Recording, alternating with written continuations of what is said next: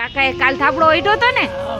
હારું જો હું બીજા થાબડા દેવા આવી હતી તા કાકા મળી ગયા છે અને કાકાએ કીધું કે મેં થાબડો ઓઢ્યો હતો ને હારું લે મને થોડું ખારું લાગ્યું કે કોઈ વેચી નથી નાખતા એમ.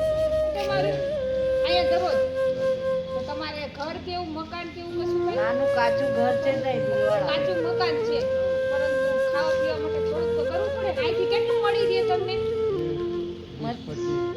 20-25 એવી રીતના 50 રૂપિયા 50 મળે, 20 રૂપિયા રૂપિયા મળે. સારું આલિયો ધાબળો રાખો. અને તમે નાઈટમાં સુવાનું કઈ જગ્યાએ? ધાબળો હતો કે ઘરે. નહોતો એકેય? ઘરે જઈને જ હોય છે. ઘરે જઈને સુવાનું. સારું કાંઈ વાંધો નહીં. ધાબળો હોય તોય ભલે આ નવો ધાબળો ઓઢી અને રાખજો. અને તમારા છોકરા છે કે નથી? રતલામ છે તો નહીં રાખતો, તમને રાખતો નથી? નથી રાખતો. કા એટલે છોકરાના મેરેજ થઈ ગયા લગન?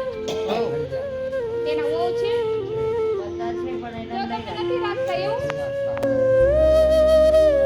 ઘણી પરિસ્થિતિ કહેવાય. ગમે એવી પરિસ્થિતિ હોય ને પણ મા બાપ પોતાના છોકરાને ક્યારેય નથી મૂકતા, પરંતુ જ્યારે છોકરા મોટા થઈ જાય અને લગ્ન કરી લે ને ત્યારે ઘણા મેં દાખલા જોયો છે. તમે મારા વિડીયો જોશો તો બધા વિડીયોમાં એવું હશે કે છોકરા મા બાપને નથી રાખતા જ્યારે એ ગઈઢા થઈ જાય છે ત્યારે. અને ખરેખર મા બાપને ત્યારે જ જરૂર હોય છે કે ગઈઢા થઈ જાય છે, એના હાથ પગ નથી હાલી શકતા, જેના કારણે કે કમાવા નથી જઈ શકતા અને ખાલી એમને બટકું રોટલો જ ખાવાનો જોતો હોય છે 3 ટાઈમ. તો આવા લોકોની હેલ્પ કરવી ઘણી જરૂરી છે. તો આપણે આ કાકાને ધાબળો દઈ દીધેલો છે. કાકા ધાબળો ઓઢીને બેઠા છે. કાકા સારું લાગે છે ને?